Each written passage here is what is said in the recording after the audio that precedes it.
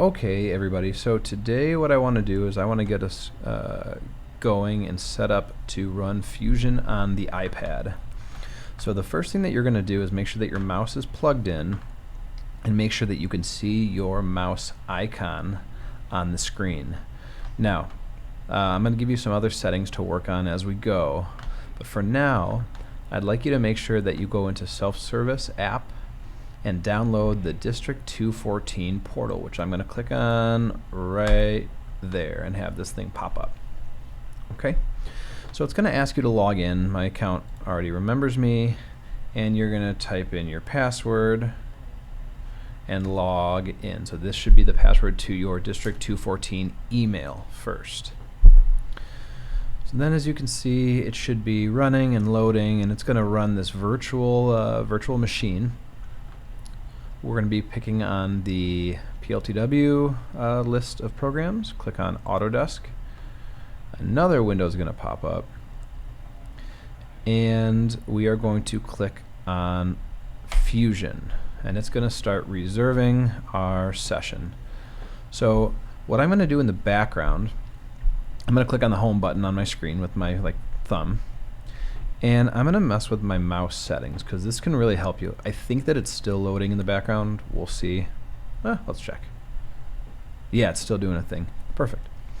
So I'm going to go into the settings area, and I'm going to scroll down. And honestly, when you're in the iPad menus, I like to just use my physical hands on the screen. It's easier than using my mouse. But for now, I'll use the mouse so you can see where I click. We're going to mess with these mouse settings to kind of help us out a little bit.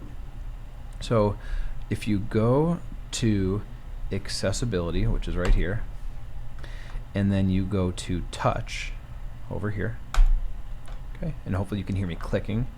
And if you click on assistive touch, make sure that this is on, but if you click it, it should open up another menu. This allows you to kind of customize your mouse in order to make your iPad and Fusion experience unique and custom to you. But one of the things that I would like us to do is if you click on devices, your mouse should show up right here. Now you can use, if you're fancy, you can use a Bluetooth mouse, you can buy your own mouse. We have mice for you and dongles in the trailer. But anyway, so I just clicked on this mouse and it allows me to customize additional buttons. So what I can do is if I click on this, it says press a button on your pointer device to choose an action. So if I wanted to, I can make my right mouse click. Let me click it. I can have it do something special on my iPad. Now, you can play around with these to make this unique to you. I'm going to make sure that my right click button is secondary click, and I want to make sure that that's set up before we go. Another thing that we can do is we want to change the speed of our mouse. And if we go to accessibility, and I think, let's see here, I don't remember where it was specifically. Let's try pointer control. Ooh, maybe pointer size. No, that's too big. Pointer size. You can kind of play around with some of this stuff here to help again customize to you. But there's also a way that you can change the speed. I just don't remember exactly where that was. Is it in haptic touch? No. Touch accommodations? No. Assistive touch.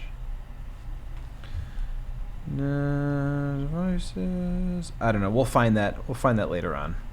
Okay.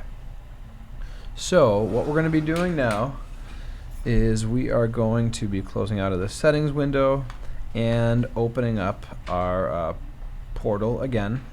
So it should be Safari. It should have loaded already. Beautiful. Okay.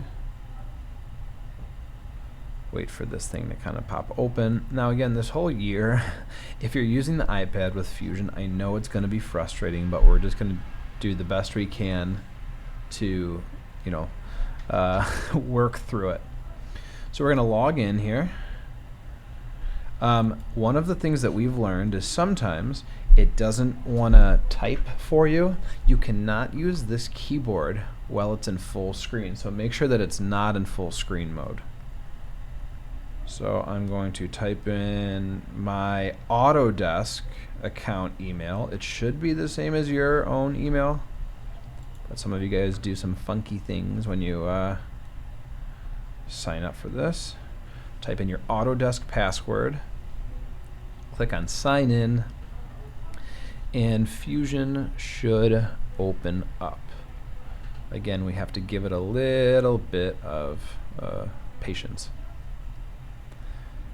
Okay, so what's nice is anything that you save on your laptop or your iPad should open up on any other computer as well, but we'll get to that in a little bit.